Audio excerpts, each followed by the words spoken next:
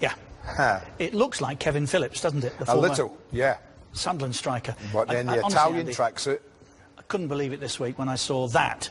And then, of course, what he looks like now. Which is nothing like that. Which is nothing like that. He spent a lot of money. Best ever, that one. Growing that. The best ever. It has to be, doesn't it? Yeah, it's the best ever. Yeah. Just goes to show, if you're thinking, would you have done? Nah. In your pump? Oh, if I was mid-20s? Yes. A lot of money? Yes. Losing my hair? Yes. Yes. Too late now. John Cross joins us live from Arsenal's training ground. Now, John, what about by the end of the season? Will Conte still be Chelsea's manager? Well, actually, let me ask a different question there, John. Will he be their manager at the start of next season? No, I don't think so. I think that Chelsea are planning and looking elsewhere. I think it's a great shame. I think that Conte is a character. To do what he did in his first season was remarkable. To win the Premier League with that squad, go on that incredible winning run, to blow people away with really good performances. I think it's a shame. But there's two sides to Conte. Conte is an incredibly engaging character, really good football manager, clearly. But he is a high-maintenance manager, and that's part of the issue, I think, with transfers. I think that Chelsea have found it quite difficult at times to keep him happy. I think he emerges from long meetings about transfer targets with Chelsea people believing that he would never be happy with the sort of the deals. And that's his reputation throughout his career. And I think he will move on at the end of the season. I think it was so telling last summer when they didn't extend his contract. They just rewarded him with a bigger contract. So they'll both be happy with that, John, will they? Sorry, John, is that a decision that both Chelsea and Conte will be happy with? Yeah, I feel that they've almost come to a natural conclusion. Yeah. And I think there's an acceptance on both sides, which maybe makes it easier. I can't help but feel that in Conte sounding off about Mourinho in that wonderful managerial spat that we've got going on at the moment, that part of Conte's thinking is that basically he just doesn't care. Yeah. He can say what he likes because he knows that at the end of the season he'll be leaving the Premier League. And I do think that that's part of his destructive approach to it, because he realises that he doesn't care. He's not going to sort of kind of, have sort of regrets about it or be sort of, come back to haunt him later on, simply because he'll be off. John, yes, it's fascinating. And, of course, if these guys didn't talk, there'd be no need for you or me or any of the rest of us. But has this one not become a little bit undignified? It's not good, is it? Listen, I wouldn't say it's not good. I think it's really entertaining. For me personally, I think it's the most fascinating spat and the most aggressive spat that I've ever known in the Premier League era, and that includes Wenger v Mourinho and Mourinho v whoever it might be, and Ferguson v Wenger in the past, because they're both at it and they both won't back down. And I would agree with the other point is that it's not particularly dignified. And I think part of the concern at Man United was about their behaviour or otherwise of Jose Mourinho when they hired him. And I do think that will be a concern. They won't like, I don't think, United are a club with style and grace, both on and off the pitch. And there's a certain group, I think, of United hierarchy, if you like, that won't be enjoying this. Agreed. I won't forget this. Understand? Slightly menacing now. Getting tasty. I won't forget. Exactly. I won't forget this. I know. Getting very tasty. It has to stop though.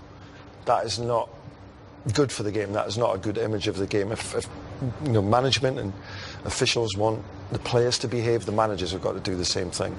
It's interesting for us to watch. It is. You can't like all your opponents. I mean, Alan, you stood in that the technical area long enough. There must have been some that you. Yeah, absolutely. Quite a few you don't like. But if you come out and say things like that, it's only going to lead to a fine. Yeah.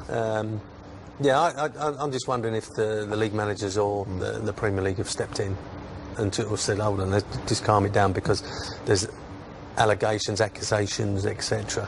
And what is happening now is, as the two boys are going in to do their press conferences, they're being asked these sort of questions, not talking about the game, not talking about the club, it's got to stop. And I think that Conte, I think he started, you know, when they beat Chelsea, when Chelsea beat Man United 4-0, was it something like that?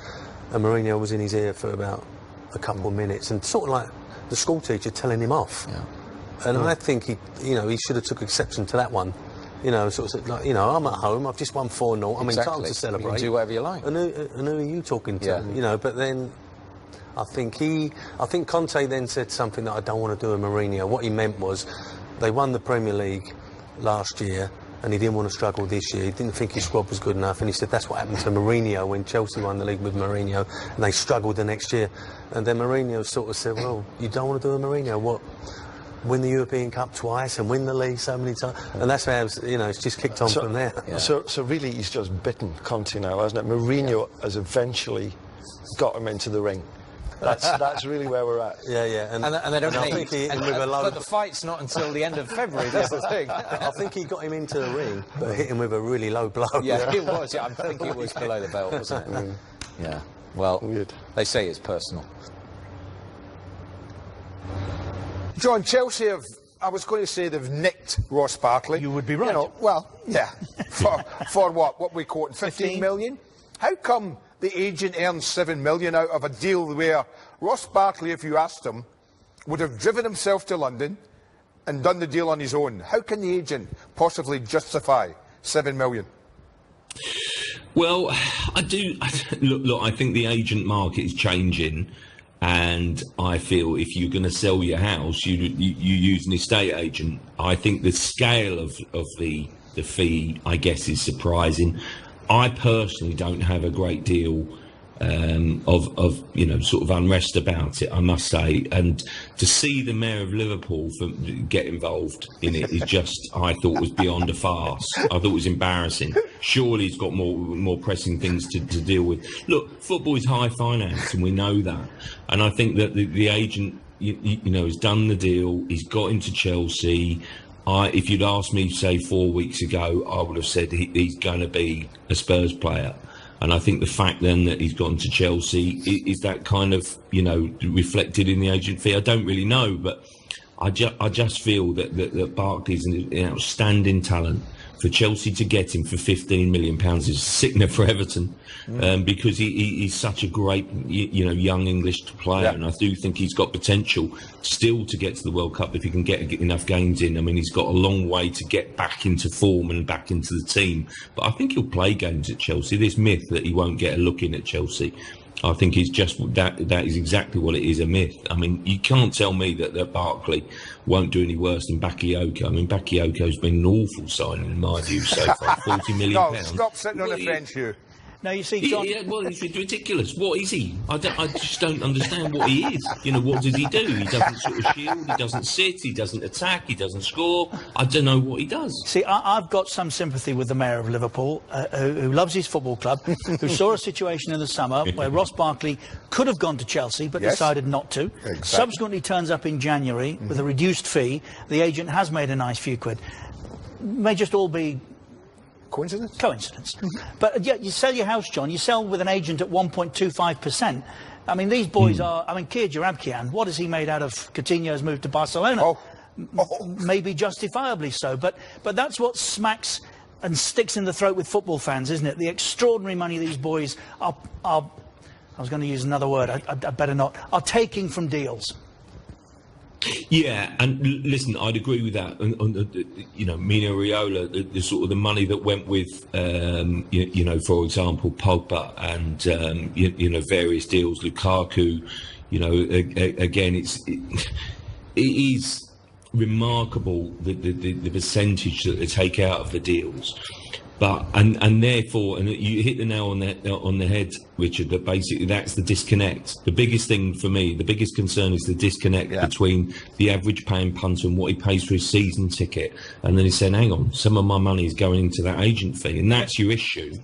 But in the grand scheme of things, in the big business world that is football and makes the world go round, I'm sorry, but the best agents do get the deals done. And sometimes they're very difficult deals to broker, and you pay them for expertise. And like it or loathe it, agents will command bigger, in my view, bigger and bigger fees. It's not going to be something that gets addressed and gets reduced. I think the agent fees will actually increase, especially in an age when I think that we will see many more clubs and players of their own free will running down contracts. So you'll see far more free agents, and people might, like myself and other journalists, might sort of say, oh, it's mismanagement, it's poor management of contracts. It's not. It's actually a conscious decision to take them to the end of the contract, sign them for what they're worth, then pay the contract and then let them go. And I think increasingly you will see many more agents actually command more figures, because they will be even more important when they're signing and taking free transfers to big clubs. Just a thought, maybe FIFA Pro are right. Maybe we should disband the whole transfer system altogether. Yeah. It'll get like that. I think that's got a logic. Yeah. I do think that's got a logic, and I think bigger clubs will go down that road, and they will basically write off that £90 million, because the £90 million gets lost up in the contract and the wages anyway, you know, for whatever that star signing might be. I know it sounds crazy now, but all of a sudden we are talking about a whole new world of price levels for signings. And I think the bigger clubs will willfully run down those contracts and let those players go on free transfers. Extraordinary. John Cross, as ever, thank you. Thanks, John. Thanks, guys.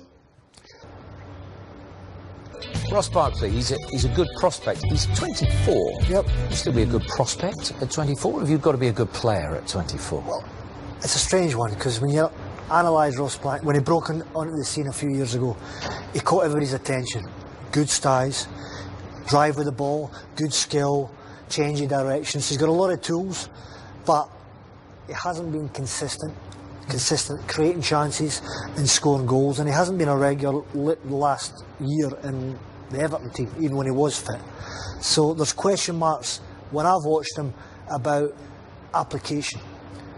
Sometimes he doesn't look fired up, doesn't really look like he wants the ball. When I watch a Paul Gascoigne, a Scholes, they want the ball, body language, give me the ball, and if they don't get it, they're screaming at their teammates. Sometimes I watch him and it's like easy Ozzy, he's not had a touch for a while, he's not too bored, and when he does give it away sometimes, it's like he's got instead of I'll win it straight back. So lots of good things in his game, but lots of things needs to improve.